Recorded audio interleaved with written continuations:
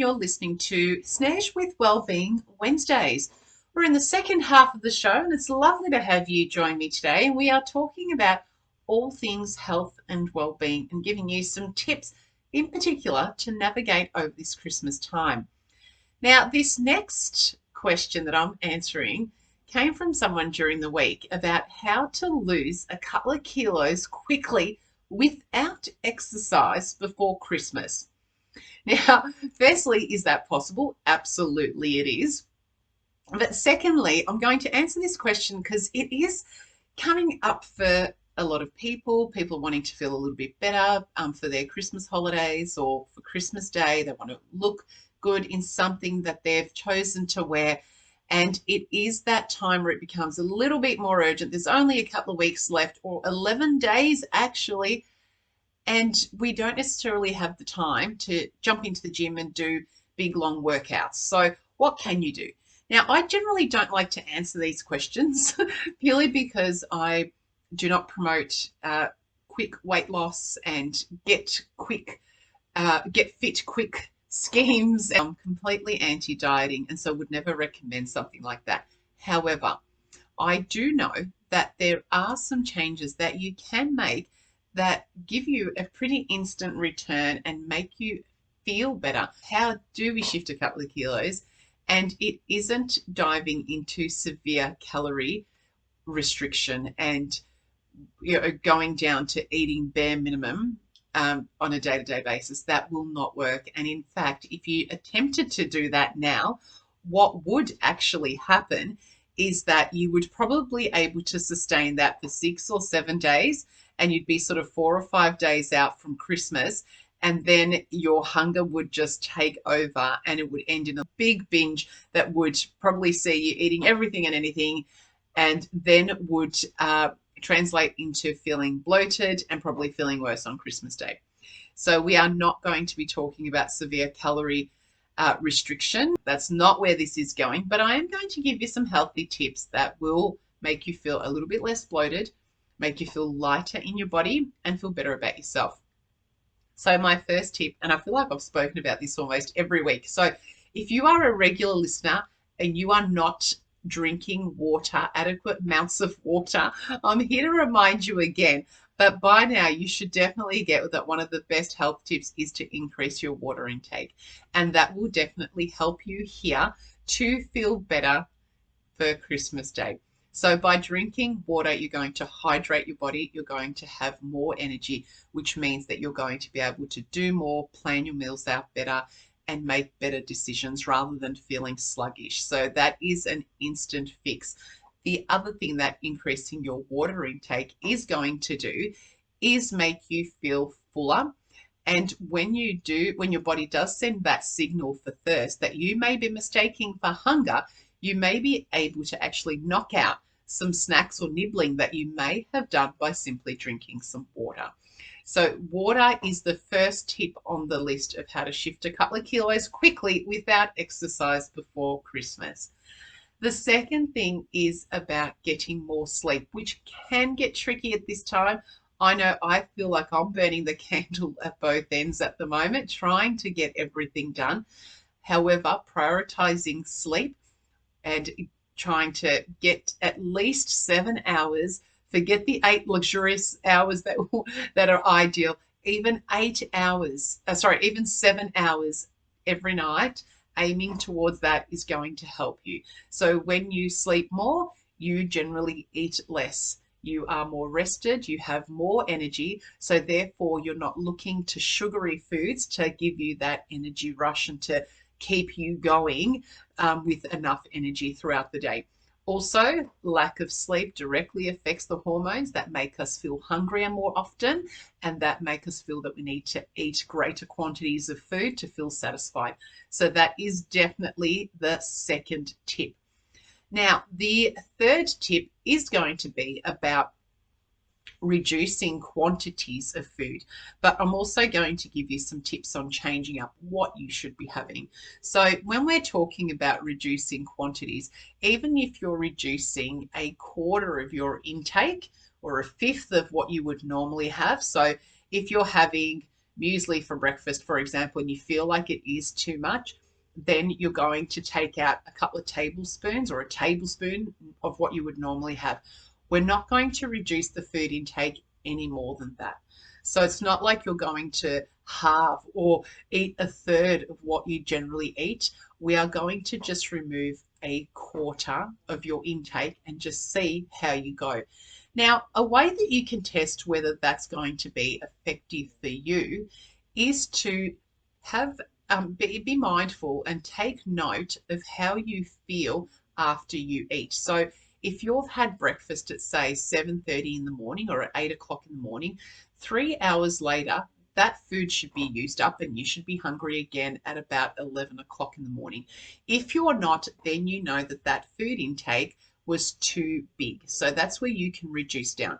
So you reduce by a quarter and then you test that again the next day and you try and find a quantity of food that 3 to 4 hours later leaves you feeling hungry again.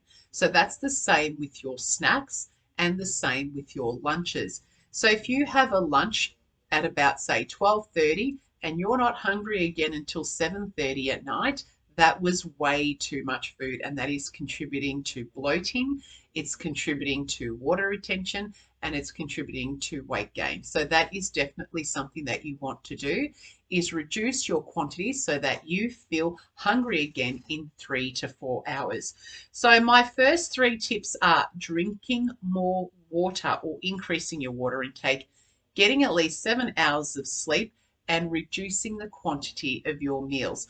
So we talked about reducing quantities by about a quarter, but let's have a think about what's actually on the plate and just making sure that we're getting that right mix so that we're not falling into the trap of eating high carbohydrate foods such as pastas and breads and rices, and eliminating or not including things such as vegetables that are higher in fiber and that have got a higher water content, which are going to make us feel not as bloated or as heavy and are going to make us feel lighter.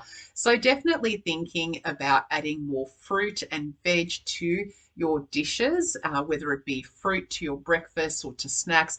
So making sure that we're getting fruit and veg to increase the water intake, the nutrients, and also the fiber in our food, which is going to also therefore take the place of some of the carbohydrates. So say, for example, if you're having a quick pasta dish, and that's always an easy go-to. I know I definitely do that for my family as well, but there will always be some sort of a salad with that or some cooked veggies, or usually both actually. My really quick go-to is broccolini or asparagus or green beans, tossed with a little bit of salt, pepper and olive oil, and just put them in a pan, cook them for a couple of minutes, and that's your side of greens.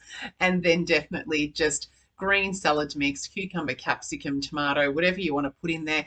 Although at the supermarkets there are some really fabulous salad mixes already pre-cut and done for you that you can just mix with a bit of apple cider vinegar, olive oil, salt and pepper for a really basic dressing, and you've got the vegetable component. So making sure that you are getting the vegetable component on your plate, but also keep in mind that you're wanting to get protein on your plate as well. So either a serving of chicken or fish or meat, or if there's a dish that has eggs with it, like say rather than just having toast, add some egg to it, add some cherry tomatoes and mushroom, and all of a sudden you've got a much better breakfast option than just toast with a bit of butter on it. So the 4th tip is getting the right combinations of food on your plate, because it really is quite easy to default to more carbohydrate-based meals when we're rushing around and at this time of the year. Now, my next tip is the biggest one and should be a huge focus if you are wanting to feel especially less bloated and lighter. And this is a tip that you will feel overnight, instantly. Okay, this is, so hear me out here. It is sounding too good to be true, but it actually is. And this is having no food after dinner. So once you have finished dinner and aiming to get dinner by about 6:30, between 6 and 7 the latest, then that is the last thing that you are having for the day. So you can have herbal teas or water, but no other food. And what happens with this is that the body has enough time to digest the food, and therefore by the time you wake up in the morning, your stomach actually feels quite empty, which can give you a feeling of a flatter stomach, but also a feeling of feeling lighter as well. When we eat after dinner, especially if we're snacking late at 9:30 or 10, or if we're up working late and we're snacking at 12 o'clock at midnight, what actually happens is the body's not very good at digesting food at that time of the day. So the food will just sort of sit there, and it will wait until the digestive processes kick up again in the morning, where it can then digest the food. So if you're late night snacking or eating meals late at night, that's when you can get that feeling of waking up and not feeling hungry and feeling a little bit bloated and feeling a bit yuck. So I guarantee you, if you finish off your meal between 6 and 7 and have nothing else to eat other than fresh water, you will feel different in the morning. You will feel like you have more energy. You will not feel as bloated, and you will feel lighter in your body. Give it a go and try it out for yourself, because it definitely does work. Because that lack of digestion, so the food's still sitting there, coupled with the food creating gases in your stomach, which gives you that bloated feeling because the body isn't digesting the food, is what causes that yuck feeling in the morning. And we can also add to that not having any alcohol late at night as well. That is the other thing, that adding all of that sugar into your system definitely causes gases in your tummy and causes that fatigue and feeling yuck. So give that a go. I would love to hear if that does make you feel different, and to how that does feel if you implement it. And then the last one is just removing obvious sugars. So get rid of the cakes, the chocolates, get rid of the sugar, the soft drinks that you might be relying on for your quick sugar fixes, and start to do some of these things that we've talked about in this segment today, which is increasing your water intake, getting more sleep. So give that a go. Some of those tips will definitely help, and you can make a difference even over these short 11 days. You will feel a difference making some of these changes within the first couple of days. So give it a go. There's definitely things that you can do at this point in time.